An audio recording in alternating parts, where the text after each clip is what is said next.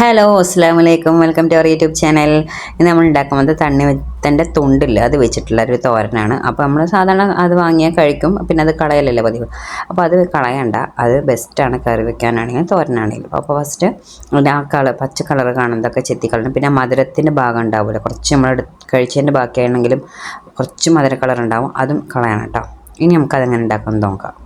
ആദ്യം ഒരു പാൻ വെച്ച് കൊടുക്കുക, അത് ചൂടാകുമ്പോൾ കുറച്ച് വെളിച്ചെണ്ണ ഒഴിച്ച് കൊടുക്കുക. പിന്നെ അതിലേക്ക് കുറച്ച് കടുക് ഇട്ട് കൊടുക്കുക. പിന്നെ കറിവേപ്പില എന്തായതിനു ശേഷം നമ്മൾ കഴുകി വെച്ചിരിക്കുന്ന തണ്ണിമത്തൻ തോടിട്ട് കൊടുക്കാം. എന്നിട്ട് അതൊന്ന് ഇളക്കി മിക്സ് ചെയ്തതിന് ശേഷം കുറച്ച് ഉപ്പിട്ട് കൊടുക്കാം കേട്ടോ. ഉപ്പിട്ടിട്ട് പിന്നെ ഒന്ന് മിക്സ് ചെയ്ത് കൊടുക്കാം. പിന്നെ അതൊന്ന് വേവാൻ വേണ്ടി ഒരു 10 മിനിറ്റ് നമുക്ക് വെക്കണം. ആ 10 അരപ്പ് തയ്യാറാക്കണ്ട. അതിന് നമ്മൾ കുറച്ച് തേങ്ങ, കുറച്ച് മഞ്ഞൾപ്പൊടി, നല്ല ജീരകം, 5-6 ചുവന്നുള്ളി എടുത്തിട്ടുണ്ട്. അതൊരു ചമ്മന്തിയുടെ രൂപത്തിലായിട്ട് നമുക്ക് അരച്ചെടുക്കാം. ഇത് ഒരു 10 മിനിറ്റ് കഴിഞ്ഞപ്പോൾ തുറന്ന് നോക്കിയപ്പോൾ അത് ആയിട്ടുണ്ട് കേട്ടോ. ഇനി അരയ്ക്കുമ്പോൾ എന്ത് ചെയ്യണം, ഈ അരപ്പില്ലേ അതിലിട്ട് കൊടുക്കുക. അരച്ച് വെച്ചിരിക്കുന്ന തേങ്ങ ഇട്ട് കൊടുക്കുക കേട്ടോ.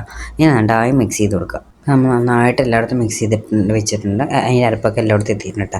2 പച്ചമുളക് ഇട്ട് കൊടുക്കുക കേട്ടോ. നമ്മൾ തേങ്ങയുടെ അരപ്പ് ഉണ്ടാക്കില്ലേ അതിൻ്റെ ഒപ്പം ഇട്ട് കൊടുത്താലും മതി കേട്ടോ. പച്ചമുളക് ഞാനത് അപ്പോൾ വിട്ട് പോയതാണ് കേട്ടോ. അല്ലെങ്കിൽ പിന്നെ കടുക് പൊട്ടിക്കുമ്പോൾ ഇട്ട് കൊടുത്താൽ മതി.